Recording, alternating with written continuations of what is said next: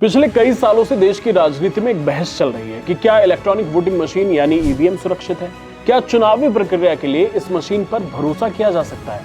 विपक्ष के नेता राहुल गांधी लगातार ईवीएम पर सवाल उठाते आए हैं, लेकिन अब एक ऐसा सर्वे सामने आया जो कांग्रेस नेता के सभी दावों को सिरे से खारिज कर देता है, और वो सर्वे भी कांग्रेस की सरकार ने ही कराया है। इस वीडियो में हम आपको बताएंगे कि क्या है वो सर्वे जिसने विपक्ष के नेताओं को ही सवालों के घेरे में खड़ा कर दिया, और ये भी कि क्यों अब विपक्ष ईवीएम को लेकर तीखे प्रहार नहीं करता। 2024 के लोकसभा चुनाव के दौरान और उससे पहले भी विपक्ष के नेता और कांग्रेस की लीडरशिप दावा करती थी कि भारत का लोकतंत्र खतरे में है और ईवीएम के साथ छेड़छाड़ संभव है। लेकिन इन आरोपों के बीच कर्नाटक की कांग्रेस सरकार ने खुद अपने मुख्य निर्वाचन अधिकारी वी अनबु कुमार के जरिए एक आधिकारिक जनमत सर्वे कराया। इस सर्वे का मकसद ये जानना था कि कर्नाटक के लोगों को ईवीएम पर कितना भरोसा है। सर्वे के अब जो नतीजे सामने आए हैं, उन्होंने कांग्रेस को राष्ट्रीय स्तर पर डिफेंसिव मोड में लाकर खड़ा कर दिया, जबकि बीजेपी को कांग्रेस पर हमला बोलने के लिए एक तगड़ा हथियार मिल गया। सिद्धरामैया सरकार के सर्वे में कुल 102 विधानसभा क्षेत्रों के लोगों की राय ली गई। ये सिर्फ एक आम सर्वे नहीं बल्कि एक आधिकारिक इलेक्शन स्टडी थी, जिसके नतीजों ने सभी को चौंका दिया। सर्वे का सबसे बड़ा टेक अवे था कि कर्नाटक की जनता का एक बड़ा हिस्सा ईवीएम को सुरक्षित और सटीक मानता है। आंकड़े देखिए, कुल 83.61% लोगों ने साफ तौर पर कहा कि वे ईवीएम को भरोसेमंद मानते हैं। जब परिणामों की सटीकता को लेकर पूछा गया तो 69.39% लोगों ने सहमति जताई कि ईवीएम सटीक परिणाम देती है। इनमें से भी 14.22% लोगों ने तो ईवीएम की सटीकता पर अपनी पूर्ण सहमति की मुहर लगा दी। यानी कर्नाटक की कांग्रेस सरकार का आधिकारिक सर्वे कह रहा है कि राज्य की जनता का ईवीएम पर भरोसा अटूट है। दिलचस्प बात यह है कि राज्य के हर हिस्से में जनता का भरोसा काफी मजबूत दिखा। कुछ क्षेत्रों में तो ईवीएम के पक्ष में राय 90% के पार चली गई।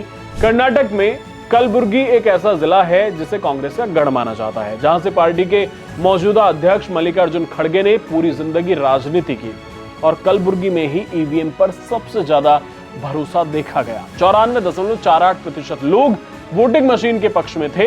ये आंकड़े बताते हैं कि देश में विपक्ष जो संदेह पैदा करने की कोशिश कर रहा है, जमीनी हकीकत उससे काफी अलग है। आम लोग जिन्हें वोट देना है, जो देश और राज्य की हुकूमत तय करते हैं, उन्हें ईवीएम पर भरोसा है। जैसे ही सर्वे का रिजल्ट सामने आया, बीजेपी ने कांग्रेस पर धारदार अटैक शुरू कर दिया।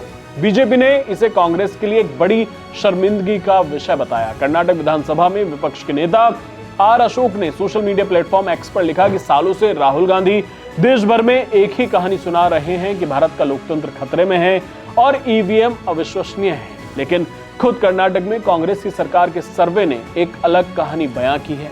ये कांग्रेस के मुंह पर तमाचा है। बीजेपी ने कांग्रेस पर सुविधा की राजनीति करने का आरोप लगाया। उनका तर्क है कि जब कांग्रेस चुनाव जीतती है तो उसी सिस्टम का जश्न मनाती है, और जब हारती है तो संस्थाओं पर सवाल खड़े करती है। इसे ही विडंबना कहते हैं। एक तरफ राहुल गांधी ईवीएम को ब्लैक बॉक्स कहकर चुनाव आयोग की कार्य प्रणाली पर सवाल उठा रहे हैं, और दूसरी तरफ उन्हीं की पार्टी की राज्य सरकार की तरफ से कराए गए सर्वे ने उनके आरोपों को झूठा साबित कर दिया।